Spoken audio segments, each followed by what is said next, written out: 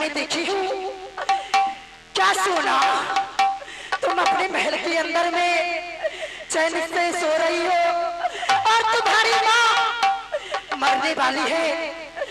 4 पल में 3 पल बीत गई, 1 पल बाकी है। तुम नहीं जाओगी अपने नैहर माँ को देखने के लिए, तो मर जाएगी तेरी माँ। मैं इस समय क्या करूँ?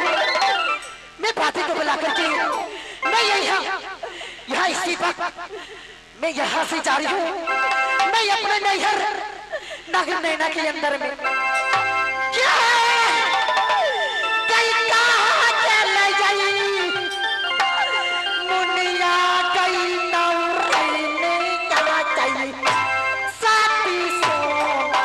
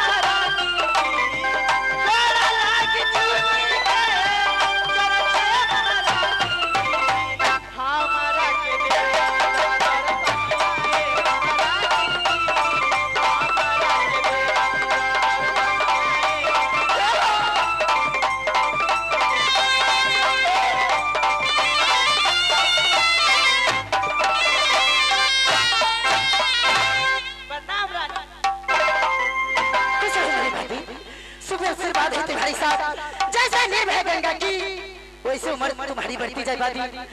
बादी मैं आज मैं तुम्हें किस लिए बुलाई है? किसलिए बुलाई है रानी? क्योंकि मैं आधी रात को मैं अपने महल के अंदर में सो रही थी, पलंग के ऊपर मैं बहुत बुरा सपने देख रही हूँ।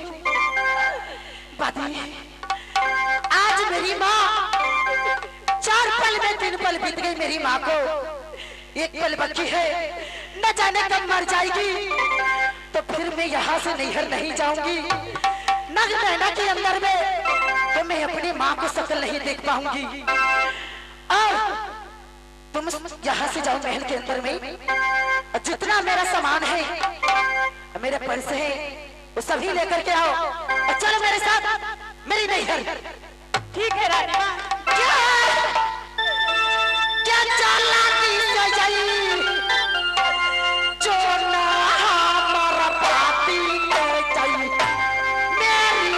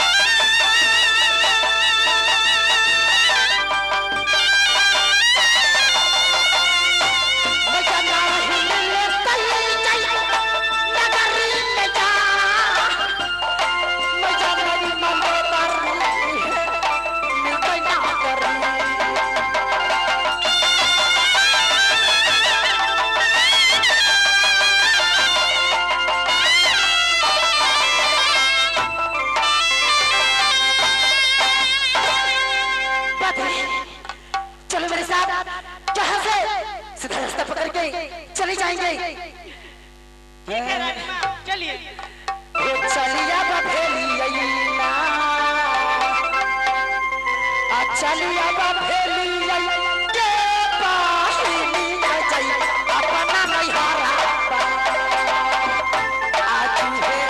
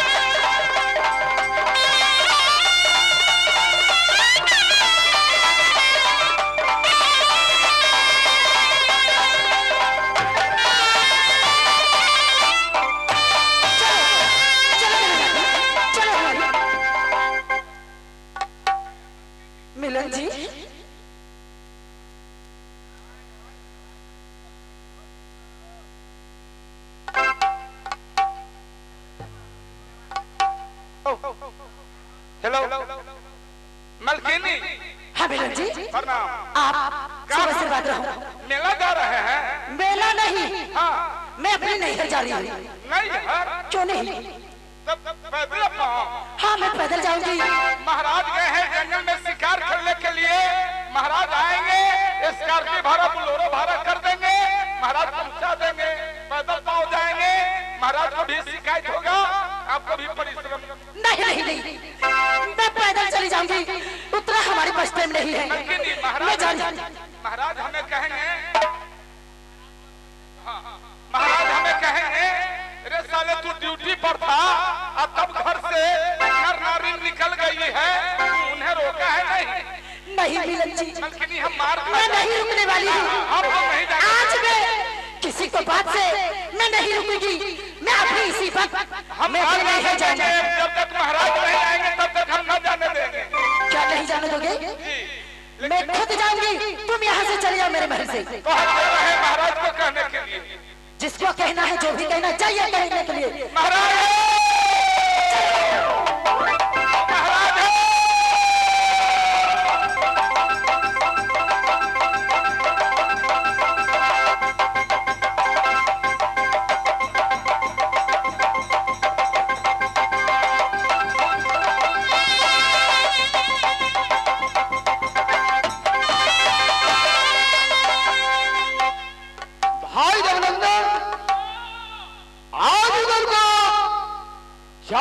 जंगल में नहीं बना, आज अर्धांगिनी मोरन वाली मोहब्बा में पूछेगी, भाभी सोना पूछेगी, देवर जी घोर जंगल में गए थे हरीन मारने के लिए, हरीन कहाँ है?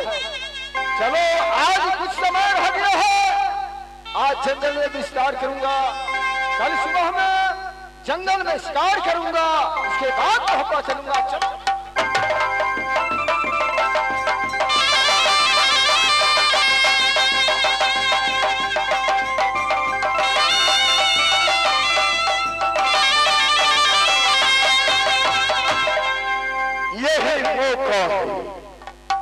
इससे मैं कुछ कह करके